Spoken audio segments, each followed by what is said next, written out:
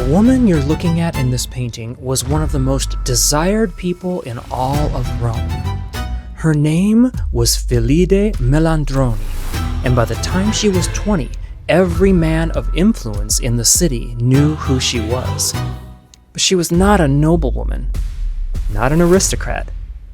She was a courtesan, forced into the profession as a teenager, and yet so magnetic that the greatest painter of the age became obsessed with her face.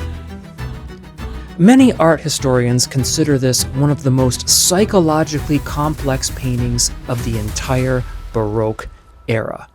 Its name is Judith Beheading Holofernes, painted around 1599 by none other than Caravaggio, a man who would go on to become a fugitive, a killer, and arguably the most influential artist in Western history. But hidden inside this canvas are details that connect a real woman, a real public execution, and a crime that hadn't happened yet. In our last video, we saw a woman paint her own revenge using this exact scene. Now, we're going to see the painting that started it all. To understand what we're looking at here, you have to know one of the most electrifying stories in all of Western painting. The story comes from the Book of Judith, an ancient text included in the Catholic Bible, but considered apocryphal by Protestants and Jews. Judith was a beautiful Jewish widow living in the city of Bethulia, which was under siege by the Assyrian army and its terrifying general, Holofernes. With her city on the verge of surrender, Judith decided to do something no man in the city had the nerve to do. She dressed in her finest clothes. She walked straight into the enemy camp. She let Holofernes think that he had seduced her. And that night, when the most powerful general in the known world was drunk and passed out on his own bed, she took his own sword and separated his head from his body. She walked out carrying it in a bag. Holofernes' leaderless army collapsed. Bethulia was saved. Now here's what makes this story irresistible to artists. It's not a warrior hero who saves the day. It's a widow, acting alone, with nothing but courage, intelligence, and a steady hand. When Caravaggio painted Judith in 1598, he was a rising star in Rome. He was celebrated and controversial in equal measure. The church kept rejecting his paintings for being too raw and too real, and collectors kept snapping them up anyway. This was actually his first attempt at large-scale history painting. He was at the absolute peak of his freedom and power, and he chose this gruesome Bible story in this moment. Most of the painters who came before him all painted the story the same way: safe, noble, and idealized. Botticelli's Judith looks like a goddess, serene and chaste. In the early Renaissance, she was practically a stand-in for the Virgin Mary, pure and untouchable. Caravaggio needed a new angle for the story, a new heroine. So, the outcast, homosexual, street-brawling painter chose another person from the streets to be his model for Judith. And he picked the most seductive and infamous sex worker in all of Rome, Philide Melandroni. Philide Melandroni was born in Siena, Italy in 1581. When her father died, her mother brought her to Rome, where she started working the streets. She and her friend Anna Bianchini were arrested in 1594 for soliciting after dark, when they were barely teenagers. But Philide was extraordinary. She climbed the ranks of Roman society's shadow world until she became one of the most sought-after courtesans in the entire city. She was famous, feared, and fiercely independent. She was also violent. Court records show she once attacked a rival courtesan named Prudenza Zacchia with a knife after finding her in bed with a man named Ranuccio Tomasoni. Remember that name, it's going to matter enormously.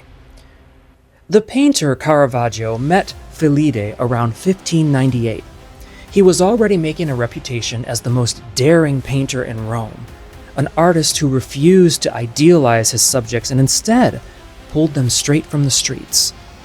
Filide became one of his most important models. You can see her face in his St. Catherine of Alexandria. You can see her in Martha and Mary Magdalene.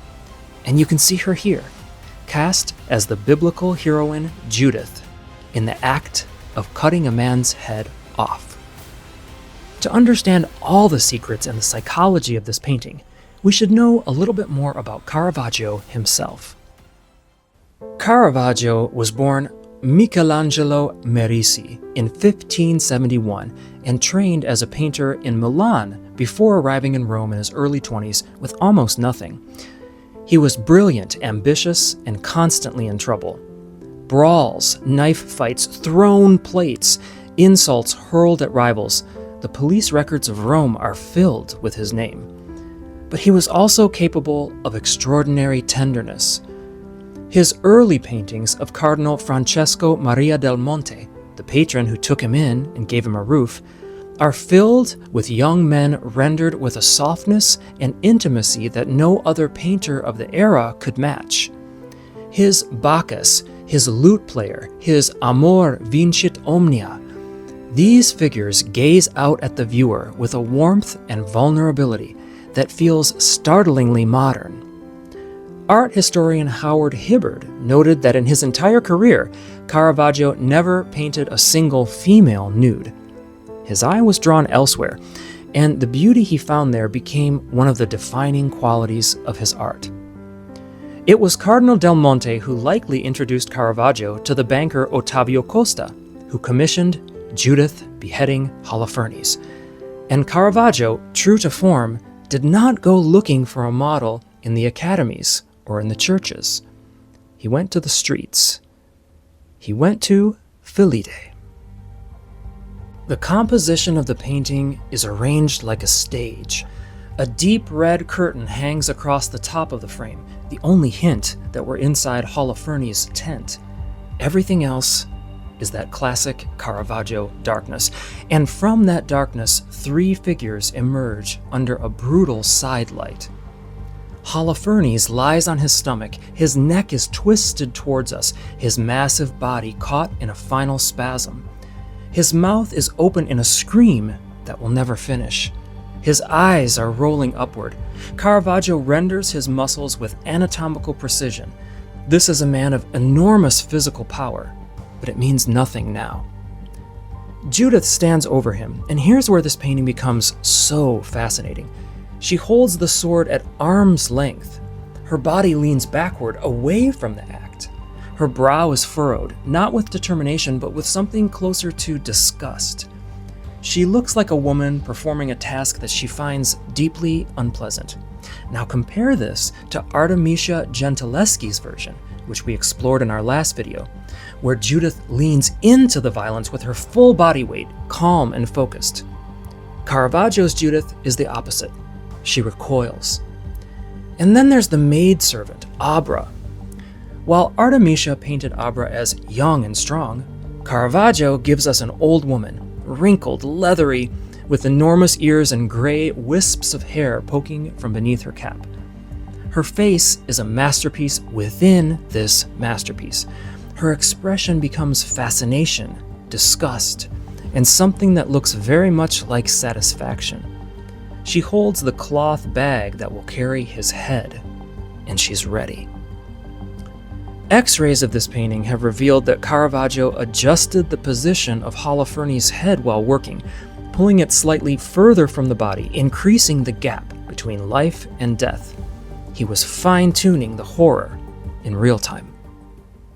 But where did this horror come from? How does a painter render a beheading with this level of anatomical precision? The answer may lie in an event that shook all of Rome in the same year this painting was likely created. On September 11, 1599, a 22-year-old noblewoman named Beatrice Cenci was publicly beheaded on the bridge beside Castel Sant'Angelo. Her crime? She had conspired to kill her father, Count Francesco Cenci.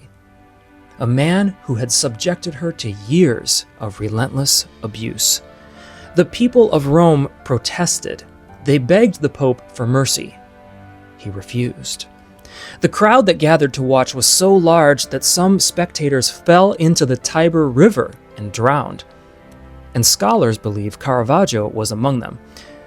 The anatomical accuracy of the blood, the precision of the severing, the way Holofernes' body arcs in a final involuntary spasm, these details, many art historians argue, were drawn not from imagination but from direct observation. And here's a remarkable coincidence too.